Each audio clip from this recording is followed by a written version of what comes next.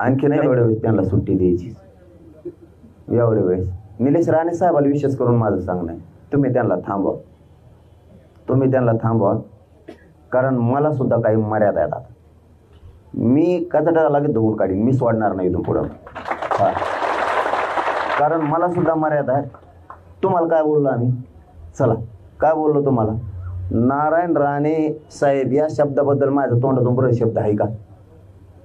अरे बाबा, नरेंद्र मोदी साहेबाला सुद्धा स्वाभिमान आहे ओबीसीचा.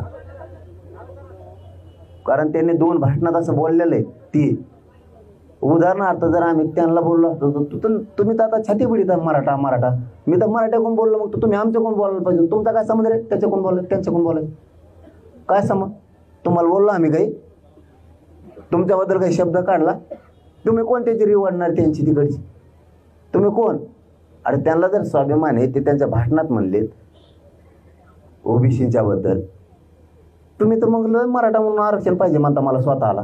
तर मग आम्ही तर मराठ्याच्याच बाजून बोललो. तुम्हाला तर स्वाभिमान पाहिजे होता आमच्या बाजूने बोलायचं. तुम्ही एकटेच काय ते काय तिरशिंगराव लागून गेले काय? मग तुम्ही काही मर्यादा येतात. मी तुमच्याबद्दल काही तुम्हाला मानतोय म्हणून मी बोललेलो नाही. आणि इथून पुढं माझी शेवटची विनंती आता निलेश राणे साहेबाला, त्यांना नीट समजून सांगा, दुसऱ्या बारीने मी सोडित नसतो. मी बघणारच नाही मग कोण आहे काय आहे केवढ्याचा. त्यांचं वय आहे, मी त्यांचा आदर करतोय. मोठ्या किमतीचा माणूस आहे. आपल्यासारख्याच्या लेकरांच्या तोंडातून शब्द देऊन त्यांना डाग लागू नये. मग भावना समजत असले समजून घ्या. नसता मी पुरा पान उतारा करीत असतो, एक तो सोडितच नसतो. नाही, लक्षात घ्या, मर्यादा आम्हालाही आहेत. फक्त मुद्दा आमचा एवढाच आहे की त्यांनी राजकीय स्टेटमेंट करू नये. आम्हाला ते अपेक्षित नाही.